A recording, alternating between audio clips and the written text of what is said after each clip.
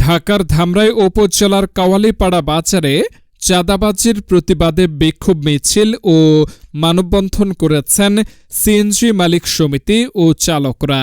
শুক্রবার সকালে আয়োজিত কর্মসূচিতে তারা এক দফা এক দাবি চাঁদামুক্ত ধামরাই গড়ি স্লোগানে চাঁদাবাজি বন্ধের দাবি জানান।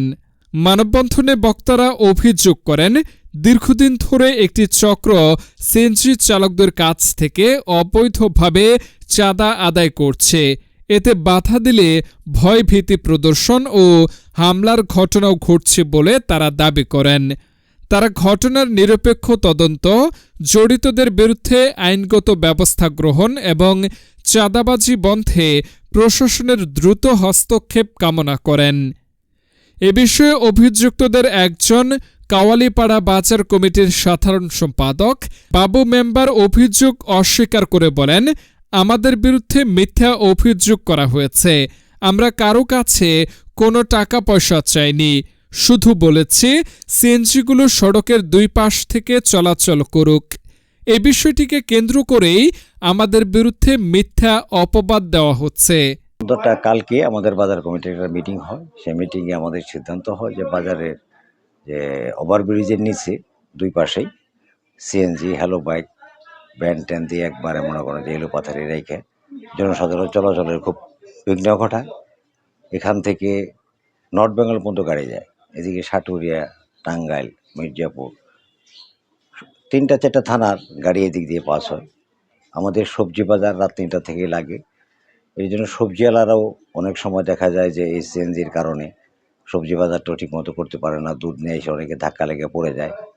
এই জন্যে আমরা গতকালকে মিটিং করে সিদ্ধান্ত নিয়েছিলাম যে সাটুরিয়া রোডের সিএনজিগুলি ওভারব্রিজের জাস্ট পশ্চিম পাশ থেকে ছাড়বে এবং কালামপুরগামী গাড়িগুলি ওভারব্রিজের পূর্ব পাশ থেকে ছাড়বে। এটি আমরা তাদেরকে বলে আসছি।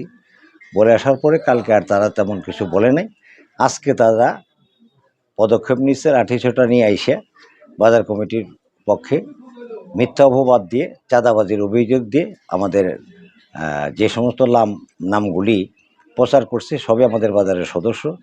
আমাদের বাজারের থেকে আমরা প্রায় 40-50 জন লোক, ব্যবসায়ী বিন্দু, উপদেষ্টা কমিটি, কার্যকারী কমিটি, আমরা সকলেই উপস্থিত ছিলাম। কিন্তু সেখানে কিছু সংখ্যক লোকের নামে চাঁদাবাজির অভিযোগ দিয়েছে। অভিযোগ দিয়ে আজকে সেই প্রচারণা তারা চালিয়েছে। এখন এটাই এভাবে যদি চলতে থাকে যে কোনো মুহূর্তে বাজারে একটা বড় ধরনের অঘটন ঘটতে পারে।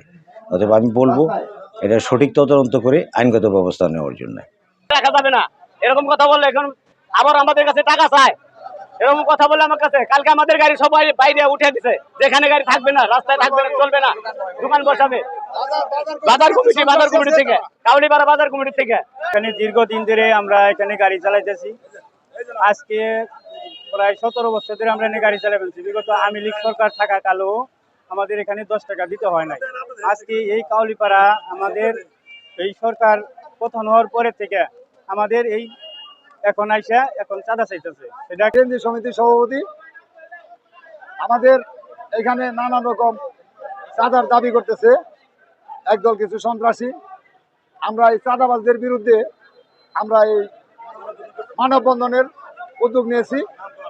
দোকানদাররা আইনা বিভিন্ন ধরনের মানুষ আইনা দোকান বসায় আর 10,000 20,000 করে চাঁদা নেয়।